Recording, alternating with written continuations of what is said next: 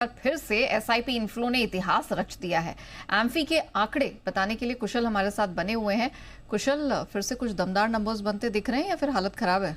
नहीं, हालत खराब होने का तो सवाल ही नहीं है यार। जिस तरह से यहाँ पर एसआईपी इन्फ्लोज लोग भरपूर बड़े रूप में यहाँ पर एसआईपी इन्फ्लोज करते हुए दिख रहे हैं और मंथली एसआईपीज में अब आप आंकड़ा देखिए तो 26,000 करोड़ के पार पहली बार होता हुआ दिख रहा है। तो क्लियरली नए रिकॉर्ड्स यहाँ पर एसआईपी इन्फ्लोज में बनते हुए दिख रहे हैं। इनफैक्ट आप देखेंगे तो पिछले महीने के मुकाबले 25,320 करोड़ से बढ़कर 26,459 करोड़ यहाँ पर ये आंकड़ा आता हुआ दिखा है और पिछले 9 महीने से आप देखिए तो एसआईपी इन्फ्लोज 20,000 करोड़ रुपए प्रति महीना यहाँ पर बढ़ते हुए नजर आ रहा है। तो म्यूचुअल फंड्स में जो रिटेल निवेशक है उनकी रुचि क्लियरली बड़े क्वांटम में बढ़ती हुई दिख रही है। इनफैक्ट आप देखेंगे तो दिसंबर में mutual fund industry AUM 69.32 lakh crore अब हो चुका है एंड स्पेसिफिकली यहाँ पर जो सिनेरियो बन रहा है और वो स्मॉल कैप और मिड कैप फंड में लगातार अच्छे इन्फ्लोज हमें देखने को मिल रहे हैं। इनफैक्ट अगर आप 3 महीने का आंकड़ा देखेंगे ओवरऑल तो पिछले 3 महीनों में मिड कैप्स सबसे ज़्यादा इन्फ्लोज वहाँ पर आए हैं, फॉलोड बाय स्मॉल कैप्स और उसके बाद लार्ज कैप्स। और इस बारी दिसंबर मंथ में भी जो एलोकेशन है वो क्लियरली स्मॉल कैप के फेवर्स में होता हुआ दिख रहा है, जहाँ पर 4,667 करोड़ रुपए का यहाँ पर ये आंकड़ा स्मॉल कैप में बना है। दिसंबर महीने में मिड कैप में 3,075 करोड़ रुपए आए हैं इन्फ्लोज के लिहाज से और लार्ज कैप में केवल 2,010 करोड़ रुपए बनते हुए दिखे हैं। बट स्मॉल कैप में पिछले महीने यानी कि नवंबर के मुकाबले दिसंबर महीने में काफ़ी बढ़िया ग्रोथ, करीबन 500 करोड़ रुपए से ज़्यादा की बढ़त यहाँ पर देखने को मिली है, अनलाइक मिड कैप और लार्ज कैप जहाँ पर आपको थोड़ी गिरावट भी आती हुई नजर आई है। लेकिन जो आंकड़े दिख रहे हैं वो तो यही बयान कर रहे हैं कि यहाँ पर रिकॉर्ड लेवल पर एसआईपी एक बारी फिर से बन गया है और आगे चलकर भी हो सकता है कि यह आंकड़ा आपको फर्दर ब्रीच होता हुआ नजर आए। ओके, तो पहली बार 26,000 करोड़ के पार निकले एसआईपी में लगातार हम देख रहे हैं कि इन्फ्लोज बनी रहे हैं।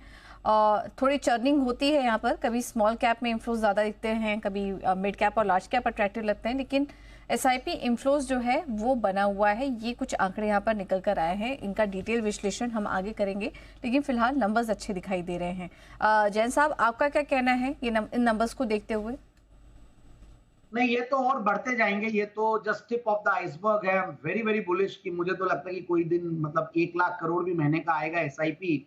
और जिस तरीके से इस बजट में भी कहा जा रहा है कि कुछ टैक्स स्लैब्स अगर बढ़ते हैं तो सर्टेनली थोड़ा सा डिस्पोजेबल और इनकम बढ़ेगी और कुछ यहाँ पे इन्फ्लोज आएंगे। दूसरी बात यह है कि आप देखिए एक नया एसेट क्लास है, 10 लाख से 50 लाख के बीच में, फिर पीएमएसएस है और जो स्मॉल कैप मिड कैप है।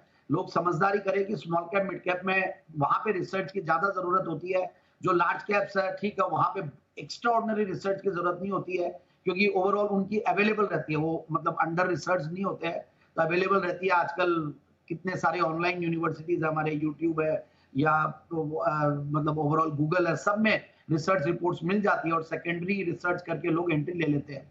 और दूसरी तरफ हम देखते हैं कि फ्लेक्सी कैप है, that is again a very hot segment. और इवन जैसे हम लोग हमारा भी पीएमएस रन करते हैं तो फ्लेक्सी कैप लोगों को बहुत अट्रैक्ट करता है, मल्टी एसेट, क्योंकि वहां पे आपको जुडिशियस डिस्ट्रीब्यूशन ऑफ मतलब वो चाहिए फंड्स कि कहाँ पे आपको एग्जैक्टली डालना है, क्या डालना। और स्मॉल कैप में भी इतना बड़ा यूनिवर्स है, वहां पे सिलेक्शन और स्टॉक स्पेसिफिकनेस और सेक्टर स्पेसिफिकनेस काम आती है। So I think it is going to stay there and वहां पे ग्रोथ भी ज्यादा है।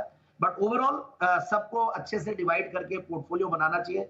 म्यूचुअल फंड का भी एक 5 से 7 कम से कम अलग अलग एएमसीज के, अलग अलग कैटेगरीज के, अननेसेसरली थीमेटिक फंड्स में नहीं जाए तो ज्यादा अच्छा रहता है, ऐसा मेरा मानना है। ऐसा नहीं कि वो खराब है, अच्छा थीमेटिक फंड में जिनको ज्यादा अच्छी रिसर्च आती है। But overall mutual funds are actually में बहुत सही है। म्यूचुअल फंड सही तो ही है और ये बहुत ज्यादा सही है। हर इंसान को, हर लोगों को हम तो कोशिश करते हैं कि म्यूचुअल फंड्स में आइए और जो अगर आदमी म्यूचुअल फंड्स में इन्वेस्ट करेंगे और यहाँ पे कंपाउंडिंग करेंगे तो certainly he will become very wealthy in the longer time frame. और ये लोगों को अब समझ आ गई है, लोगों में समझ आ गई, अवेयरनेस बढ़ी है और हमने देखा है कि इस पर बहुत जागरूकता से काम भी हुआ है और ऑफ कोर्स अब लोग यहाँ पर अच्छे से पैसा लगा भी रहे हैं और पैसा कमा भी रहे हैं। लेकिन इस बीच